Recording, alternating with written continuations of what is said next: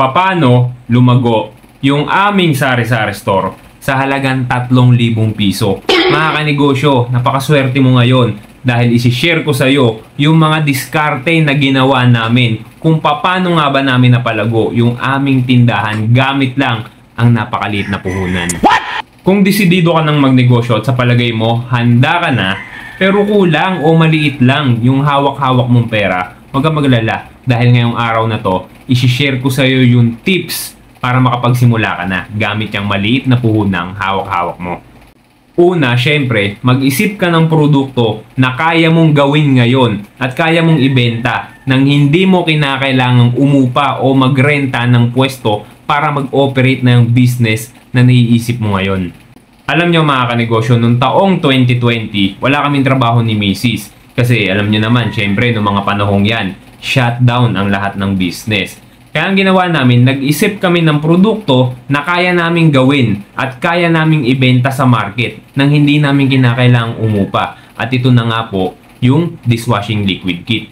Pinag-aralan ko kung paano ba gawin yan at inalam ko kung ano-ano ba ang mga materyales na kakailanganin ko para masimulan na yung negosyo na yan. Alam mo ka negosyo, lahat nasa Google na, lahat nasa YouTube na. Depende na lang sa'yo kung gaano ka kapursigido matuto.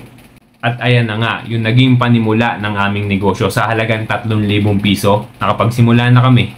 Sa umpisa, syempre medyo mahirap. Nagsimula kami na mag-alok sa mga kaibigan namin, sa mga kakilala namin. Pagkatapos, nag-post rin kami sa Facebook Marketplace. And then, pinag-aralan namin kung paano ba makapagbenta sa Shopee. Napakarami pong tumangkilik mga kanegosyo. Gumanda yung takbo ng business, nadagdagan yung aming puhunan galing sa benta o kita ng aming pagtitinda ng dishwashing liquid kit. Hanggang sa kalaunan, na-afford na rin po namin sa wakas ang umupa o magrenta ng isang maayos na tindahan. Nung nakalipat po kami sa tindahan, saka kami nag-offer ng iba pang mga klase ng mga produkto na home care products pa rin. Yan yung mga sabong panghayop or pet shampoo, panlaba, liquid detergent, detergent powder, at saka yung mga car shampoo, motorcycle shampoo at iba pa mga kanegosyo, madami po. At since tindahan style yung pwesto na naupahan namin, nag-decide na nga rin po kami na magdagdag ng mga iba pang mga produkto na po pwede namin gamitin para mas lalong lumaki yung benta namin, para mas lalong dumoble yung aming kinikita sa aming negosyo. Pero hindi naging madali ang lahat para sa aming sari-sari store business. Kasi po, marami kaming katabi o mga kakompetensyang negosyo na tindahan din na di hamak na mas maraming paninda kumpara sa amin, na mas kumpleto yung kanilang mga paninda kumpara sa amin. Kaya masasabi ko na kahit na nakapagpundar kami ng ibang mga produkto para ibenta sa tindahan namin, hindi rin naman tinangkilik yun kaagad ng mga customer, ano? So nag-isip ulit kami ng iba pang produkto na po pwede naming ibenta o i-offer sa tao na madali at mabilis ibenta. At syempre, ang importante sa lahat, yung hindi kinakailangan ng napakalaking puhunan. At dito na nga po pinanganak yung aming panindang laruan.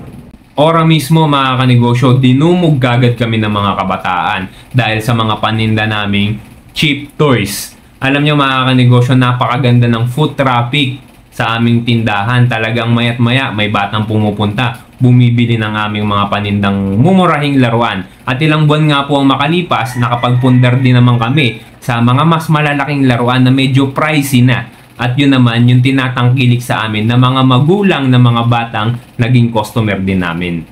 Sa awa ng Diyos mga kanegosyo, stable na po yung aming dalawang pangunahing produkto, which is yung sabon at saka yung aming mga cheap toys. Sa sabon mga kanegosyo, nakakapag-offer na rin po kami sa aming mga suki ng refill ng dishwashing liquid kit. Yung pumupunta sila sa tindahan, dala-dala nila yung kanilang sariling lalagyan, re-refillan lang po namin. At the same time, nakakapag-offer na rin po kami at nakakapag-supply na rin po kami ng mga liquid detergent soap sa ilang mga tindahan or laundry shop dito po sa around Pateros. Sa Cavite, may pinagbabagsakan na rin po kami dyan ng materyales. Sa Laguna, maging sa Valenzuela. At hoping and praying na sana mas madagdagan pa po pagdating ng araw. Sa laruan naman mga kanegosyo, ang kagandahan dito, since nakasanayan na ng mga tao, ng mga bata na bumibili ng laruan sa amin at hindi kami nagpapatong ng sobrang laking presyo sa aming mga paninda, nakuha namin yung tiwala ng mga magulang nila, mga kanegosyo. Kasi kapag gusto nila ng mga laruan na ipapasalubong o ipangreregalo sa kanilang mga anak o sa ibang mga bata na kakilala nila, sa amin pong tindahan ang unang pinupuntahan nila. Sa ngayon mga kanegosyo, sumusubok ulit kami sa iba pang mga produkto na maaari ulit naming idagdag sa aming tindahan. Noon, kung ang focus namin sa laruan is yung wants lang or yung hindi naman talaga kailangan ng tao or hindi naman kailangan ng bata. Yung tipong gusto lang nilang bumili for their pleasure or because nga sa kanilang kagustuhan. Ngayon naman, ang target naman namin is yung mga pangangailangan ng tao or yung needs kung tawagin. At dito na nga po namin idinagdag sa aming tindahan ang volts, ang charger na sa kalam. Alam nyo mga kanegosyo, para sa mga hindi nakakaalam kung ano ang volts, ito po yung kumpanya na nag-o-offer ng mga charger, ng cable, ng earphones, 'di ba? Masasabi ko na talagang kailangan ng tao 'yan. Bakit? Sa panahon ngayon, sino pa ba sa palagay mo ang tao na walang sariling cellphone? 'Di ba? Bata, matanda, lahat 'yan may cellphone na. At kung ikaw tatanungin ko, ano ang madalas masira sa cellphone mo?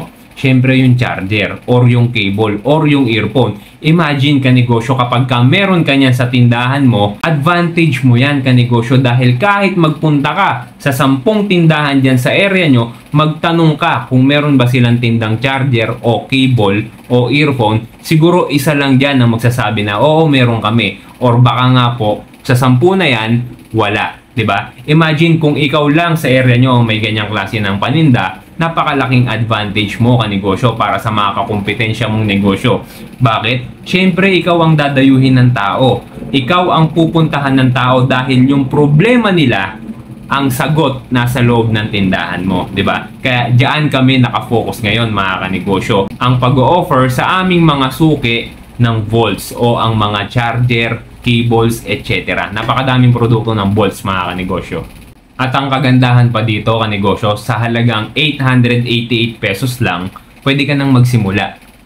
Pangalawa kanegosyo, para lumago yung tindahan mo, gamit lang yung maliit na puhunan, siguraduhin mo na kung nag-uumpisa ka, dapat meron kang iba pang source of income para doon mo kukuhanin yung mga personal expenses mo. Kasi kapag yung mga personal na expenses mo o yung personal mong gastos kukunin mo sa kita ng tindahan, yung puhunan mo paikot-ikot lang, hindi siya kumakapal. Pero kung meron ka pang ibang source of income na pwede mong pagkunan ng mga pambili mo ng personal na pangangailangan mo sa sarili mo, hindi mo na magagalaw yung kinikita na itong tindahan. So, mas nakakapagdagdag ka pa ng mas maraming produkto o mas maraming paninda para sa tindahan mo kasi nga, meron kang iba pang source ng income na pinagkukuhanan mo para sa sarili mo.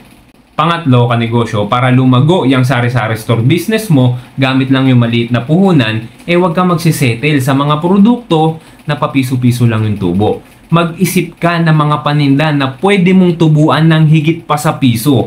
Yung mga produkto na pwede mong i-offer sa tao na higit pa sa piso yung pwede mong kitain. Yaan yung mga produkto na i-acquire mo o ilagay mo sa loob ng tindahan mo at i-offer mo sa mga suki mo.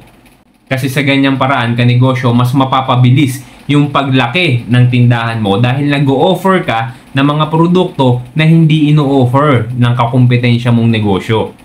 Kung may natutunan ka sa video na to, i-click mo na yung subscribe button at i-follow mo ko sa aking Facebook page kasi palagi po akong nag-a-upload ng ganitong klase ng mga video para updated ka sa bagong upload ko. I-share mo na rin para matuto din naman yung iba. Yun lang mga kanegosyo. Maraming salamat po.